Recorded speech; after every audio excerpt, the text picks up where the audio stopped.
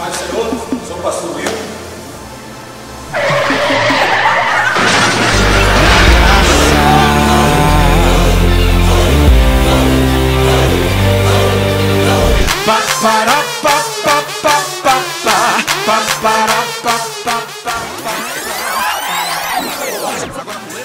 A paz do Senhor, eu sou o pastor Will.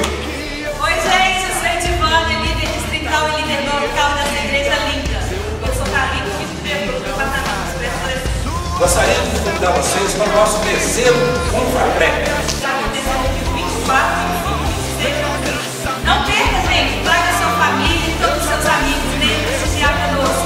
Vai ser Paula, o tema.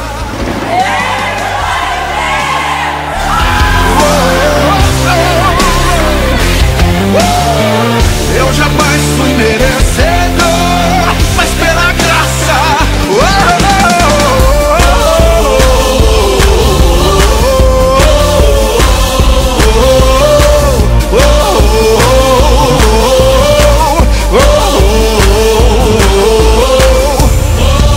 Porque pela graça sois salvos mediante a fé, e isso não vem de vós, é dom de Deus, não de obras para que ninguém se glorie.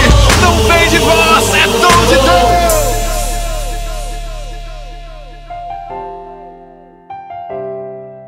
A graça